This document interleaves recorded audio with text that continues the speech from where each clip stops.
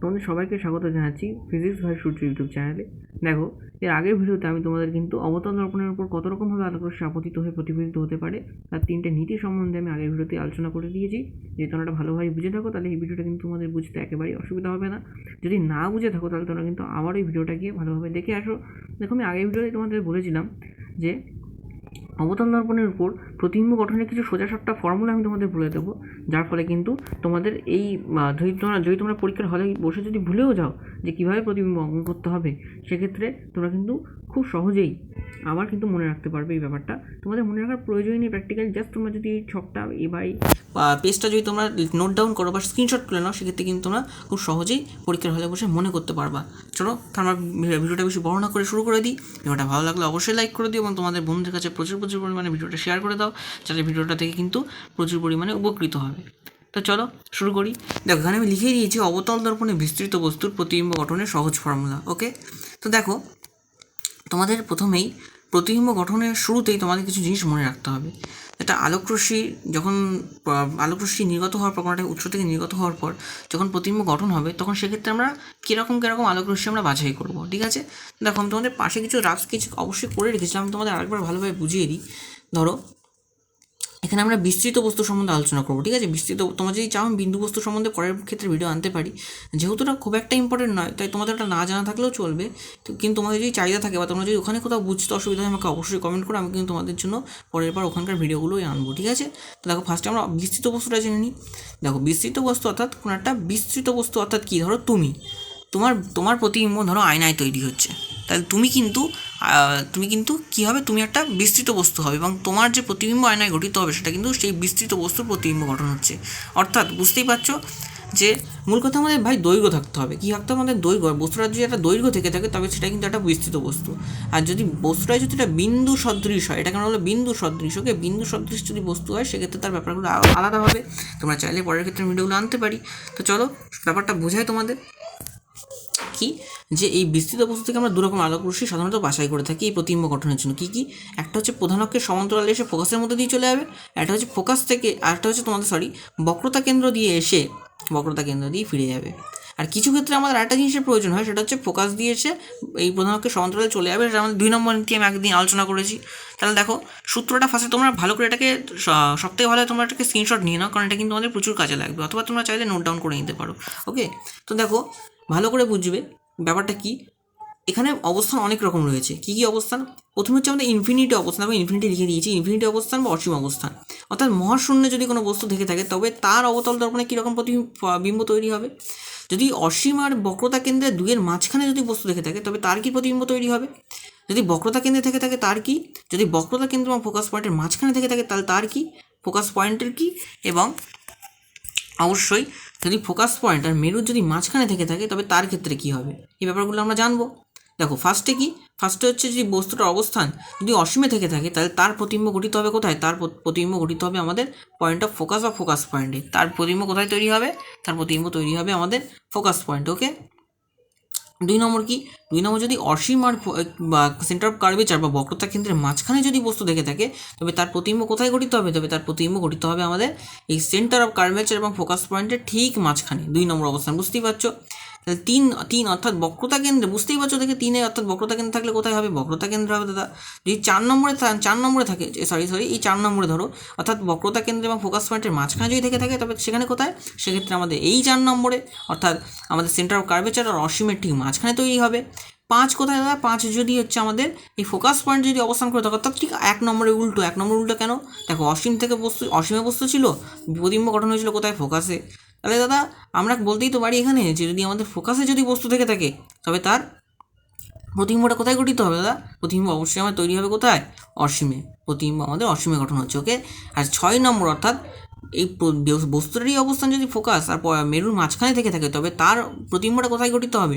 তবে তার প্রতিবিম্ব কিন্তু মনে রাখতে হবে, এটা খুব একটা ক্রিটিক্যাল ব্যাপার এবং এখান থেকে প্রচুর পরিমাণে প্রশ্ন এসে থাকে। মূলত এটাই গুরুত্বপূর্ণ প্রশ্ন কি, না যদি ফোকাস পয়েন্টটা মেরুর মাঝখানে যদি বস্তু থাকে তবে তার প্রতিবিম্ব কিন্তু অবশ্যই অসৎ বিম্ব হবে, অর্থাৎ এই যে দর্পণের যে প্রান্ত থেকে আলোকরশ্মি আসছে তো এই অবতল দর্পণটার প্রতিফলক তলের যে দিকটা পৃষ্ঠ আর কি, তার ঠিক বিপরীত দিকে তৈরি হবে প্রতিবিম্বটা। অর্থাৎ এইটা যদি 6 নম্বর হয় দেখে বুঝতেই পারছো ঠিক এই অবস্থানে আমাদের প্রতিবিম্বটা তৈরি হবে। তাহলে এই শর্ত কী হবে, সেই শর্তটা বুঝতেই পারছো ভালোভাবে, এটা কিন্তু অবশ্যই একটা অসৎ বিম্ব হবে। তাহলে চলো তোমাদের ছবিগুলো দেখিয়ে দিই আর দেখাই তোমাদের যে ফর্মুলার সঙ্গে তার কী মিল আছে কি আছে না। তো দেখো প্রথমে এখানে তোমরা 1 নম্বরটা ভালোভাবে দেখে নাও। 1 নম্বরটা কী বলেছিলাম যে অসীমে বস্তু থাকলে তার কিন্তু প্রতিবিম্ব গঠন হবে অবশ্যই আমাদের ফোকাস পয়েন্টে। দেখলে চলো দেখো তোমরা ছবির মধ্যে ভালোভাবে দেখে বুঝতে পারছো এখানে কি হয়েছে, এখানে আমাদের বস্তুটার অবস্থান কিন্তু আছে অসীমে বস্তু রয়েছে, বাট তার যে প্রতিবিম্বটা কিন্তু আমাদের ফোকাসে তৈরি হয়েছে। কীভাবে আলোকরশ্মি গেল দেখো, যেটা অসীমে রয়েছে তাই এক্ষেত্রে আমরা কি বলছিলাম যে অবতল দর্পণটা যে গোলীয় দর্পণের অংশ, তার কেন্দ্রকে আমরা বলি বক্রতা কেন্দ্র।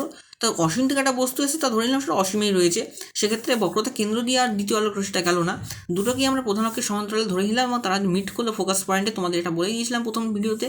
তাহলে মিট যেখানে করলো সেখানে আমাদের প্রতিবিম্ব গঠন হবে। এটা তোমরা জানো যে প্রতিবিম্ব প্র্যাকটিক্যালি গঠিত কোথায় হয়, যখন দুটো আলোকরশ্মি প্রতিফলিত পথ যেটা অর্থাৎ দুই আলোকরশ্মি প্রতিফলিত হয়ে যাওয়ার পর যেখানে দুইজনকে যেখানে ছেদ করছে ঠিক ছেদ প্রান্তে আর কি আমরা যদি প্রধান অক্ষ থেকে যদি একটা সরলরেখা টেনে দিই, সেটা ঠিক যে সেই সরলরেখাটা যায় সেই সরলরেখাটাই হচ্ছে আমাদের প্রতিবিম্ব।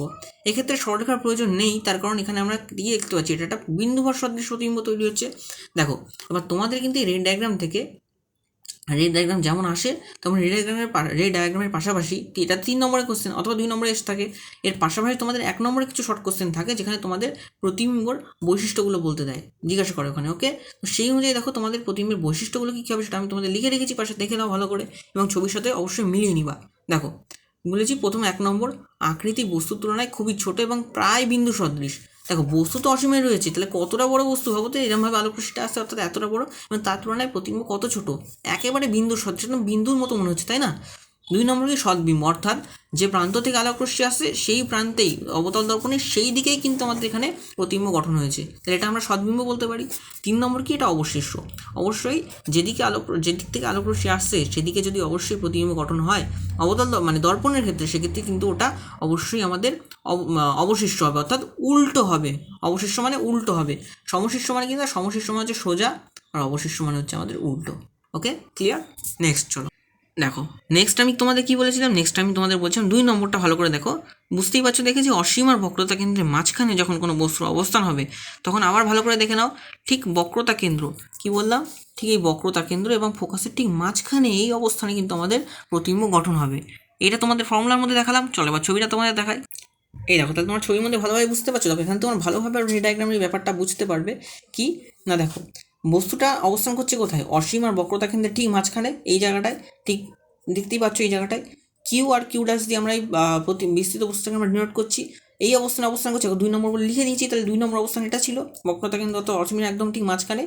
প্রতিবিম্ব কোথায় গঠিত হলো, দেখো প্রতিবিম্ব কিন্তু গঠিত হয়েছে ঠিক সেন্টার অফ কার্ভেচার আর ফোকাসের ঠিক মাঝখানে। তোমরা বইয়ের ছবির সঙ্গে মিলিয়ে নিতে পারো ব্যাপারটা, তাহলে তোমরা আরও ক্লিয়ার হয়ে যাবে। বুঝতেই পারছো তাহলে আমাদের ফর্মুলাটা কতটা বেশি উপযোগী ছিল। আমরা কি নাম দিলাম, এটা কে ড্যাশ বলে আমরা প্রতিবিম্বটার নাম দিলাম।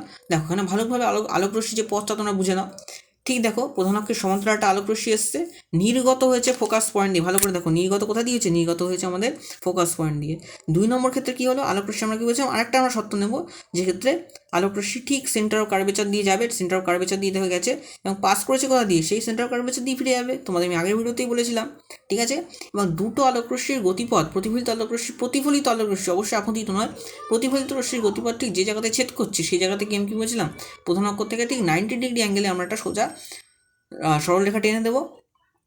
ঠিক আছে, সেটাই হয়ে যাবে আমাদের প্রতিবিম্ব। দেখো কে আর কে ড্যাশ দিয়ে আমরা এটাকে ডিনোট করছি এবং এর বৈশিষ্ট্যগুলো কী কী, প্রতিবিম্বের বৈশিষ্ট্যগুলো কী কী, যদি তোমরা জিজ্ঞেস করে তোমরা কী লিখবে, দেখো ছবির সঙ্গে তোমরা একটু মিলিয়ে নাও। 1 নম্বর কী লিখেছি, 1 নম্বর লিখেছি যে আকৃতি বস্তুর তুলনায় ছোট অর্থাৎ খর্বকায়। সেক্ষেত্রে তোমরা ছোটো না লিখে তোমরা খর্বকারও লিখতে পারো বা খর্বকায় লিখতে পারো, এটা কিন্তু পরীক্ষার হলে অনেক বেশি প্রযোজ্য এবং সুন্দর দেখাবে। অর্থাৎ খর্বকায় কি, দেখো দেখেই বুঝতে পারছো যে বস্তুটা যতটা বড় তার তুলনায় এই যে প্রতিবিম্বটা সেটা কতটা ছোট হয়েছে, বুঝতেই পারছো দেখে। 2 নম্বর কি সদ্বিম্ব, এটা কিন্তু তোমাদের আমি আগেই বললাম যে পার্শ্ব থেকে আমাদের আলোকরশ্মি আসছে সেই পার্শ্বে যদি আমাদের এখানে গঠন হয় প্রতিবিম্বটা, তাহলে সেটা অবশ্যই আমাদের কী হবে, সেটা অবশ্যই হয়ে যাবে আমাদের সদ্বিম্ব হয়ে গেছে। 3 নম্বর কি, 3 নম্বর হচ্ছে অবশিষ্ট। দেখেই তুমি বুঝতে পারছো এখানে যেটা কিন্তু অবশিষ্ট হয়ে গেছে অর্থাৎ উল্টো হয়ে গেছে। ওকে, এই জায়গাটা তো ক্লিয়ার হলো নাকি। দেখো 3 নম্বর সম্বন্ধে আমি তোমাদের কী বলছিলাম, তোমরা ছবির মধ্যে খুব ভালোভাবে দেখে বুঝতে পারছো যে বক্রতা কেন্দ্রে যখন কোনো বস্তুর অবস্থান হয় তখন সেই বক্রতা কেন্দ্রে অবস্থিত বস্তুর প্রতিবিম্বটা কোথায় গঠিত হয়, অবশ্যই কিন্তু তোমরা দেখতেই পাচ্ছ সেটা কিন্তু বক্রতা কেন্দ্রে গঠিত হয়। তাহলে চলো আমরা ছবিটা দেখে বুঝে নিই যে ফর্মুলার সঙ্গে মিলছে কি মিলছে না। দেখো ছবি তোমাদের সামনে দেখেই বুঝতে পারছো, এখানে আমি লিখে দিয়েছি যে বস্তু যখন বক্রতা কেন্দ্রে থাকবে, বস্তু বক্রতা কেন্দ্রে রয়েছে সেটা তোমরা ভালোভাবে দেখতে পাচ্ছ। এই পয়েন্ট অফ কার্ভেচার বা বক্রতা কেন্দ্রে বিস্তৃত বস্তুটা রয়েছে এবং তার যে প্রতিবিম্ব দেখো ঠিক বক্রতা কেন্দ্রে তৈরি হয়েছে। এবং এটা তোমরা দেখে এটা তোমরা ঠিক এটা একটা লজিক দিয়ে তোমরা ভালোভাবে বুঝতে পারবে যে একটা কমন পয়েন্টে যখন বস্তু এবং সেই ঠিক কমন পয়েন্টেই যখন তার প্রতিবিম্ব গঠিত হয়, তাহলে দুয়ের আকার কিন্তু সেম হবে। ঠিক আছে, এটা আমরা বৈশিষ্ট্য পড়বো, তার আগে তোমাদের জানিয়ে রাখলাম। আর দেখো তোমাদের যে গতিপথগুলো কী কী হবে, একটা গতিপথ দেখে বুঝতেই পারছো যে প্রধান, এটা কিন্তু খুব ক্রিটিক্যাল, দেখে নাও যে একটা কিন্তু প্রধান অক্ষের সমান্তরালে এসে ফোকাসের মধ্যে দিয়ে চলে গেল। আর দেখো বস্তুটাই যদি সেন্টার অফ কার্ভেচার অবস্থান করে, সেক্ষেত্রে সেন্টার অফ কার্ভেচার দিয়ে তো আলোক রশ্মি পাস আউট করতে পারবে না। তাহলে এক্ষেত্রে আমরা কী করবো, সেক্ষেত্রে আমরা ফোকাসের মধ্যে দিয়ে আরেকটা আলোক রশ্মিকে পাস আউট করাবো। অর্থাৎ এক নম্বর আর 2 নম্বর নীতি কিন্তু এখানে কার্যকর হলো। 1 নম্বর 2 নম্বর নীতি কী কী এসে আমি তোমাদের প্রথম ভিডিওতে দেখিয়ে দিয়েছি। তোমরা যদি এইটা না বুঝতে পারো তাহলে প্রথম ভিডিওটা তোমরা অবশ্যই আবার কি দেখে আসো। কী বলেছিলাম যে একটা আলোক রশ্মি যদি প্রধান অক্ষের সমান্তরালে আসে তাহলে সেটা ফোকাস দিয়ে পাস করবে। যদি ঠিক তা উল্টো হয়, তার যদি ফোকাস দিয়ে আলোক রশ্মিটা আরেকটা আলোক রশ্মি পাস করে, তবে সেটা যখন নির্গত হবে তখন সেটা এই যে প্রধান অক্ষের সমান্তরালে তখন সেটা পাস আউট করবে। এবং দুটো আলোক রশ্মি পরস্পরকে ছেদ করলো কোথায়, করলো কিন্তু ঠিক দেখো বক্রতা কেন্দ্রে। বুঝতেই পারছো তাহলে সূত্রের সঙ্গে এটা মিললো কি মিললো না দেখে বুঝতেই পারছো। এই দেখো এবার আসছে আমাদের প্রতিবিম্বের বৈশিষ্ট্যগুলো কী কী। প্রতিবিম্বের বৈশিষ্ট্যগুলো তোমরা বুঝতেই পারছো। 1 নম্বর বৈশিষ্ট্য কী, আকৃতি বস্তুর সমান। তোমাদের লজিকটা আমি বলেই দিলাম আগে যে আকৃতি কেন বস্তুর সমান হবে, দেখে বুঝতেই পারছো যে আকৃতিটা বস্তুর সমান হয়েছে। 2 নম্বর কী, 2 নম্বর দেখে বুঝতে পারছো এটা কিন্তু অবশ্যই একটা সদ্বিম্ব, অর্থাৎ আলোক রশ্মি যে পার্শ্ব থেকে এসছে সেই পার্শ্বে আমাদের প্রতিবিম্ব গঠন হয়েছে। 3 নম্বর কি, 3 নম্বর যেটা অবশিষ্ট, অর্থাৎ বুঝতেই পারছো দেখে যেটা অবশিষ্ট হয়েছে, উল্টো হয়েছে। এই 3টে বৈশিষ্ট্য কিন্তু তোমরা অবশ্যই মনে রাখবে, এটা কিন্তু শর্ট কোশ্চেনের জন্য প্রচুর ইম্পর্টেন্ট। ঠিক আছে, এবং তোমাদের কিন্তু খুব খুঁটিয়ে পড়ার মতো একটা প্রশ্ন যাকে বলতে পারো। তাহলে আজকে তোমাদের ভিডিওতে আমি 1, 2, 3 নম্বর পার্ট সম্বন্ধে আলোচনা করলাম। পরের 4, 5 এবং 6 নম্বর পার্ট যেগুলো খুব ক্রিটিক্যাল হতে চলেছে, এগুলো আমি পরের ভিডিওতে দেবো। তোমরা তাহলে ভালো লাগলে অবশ্যই ভিডিওটাকে লাইক করে দিও, তোমাদের বন্ধুদের কাছে শেয়ার করো, সাবস্ক্রাইব করতে অবশ্যই ভুলো না। তাহলে চলো, থ্যাংক ইউ। অবশ্যই পরের ভিডিওটা আমি খুব তাড়াতাড়ি আনবো।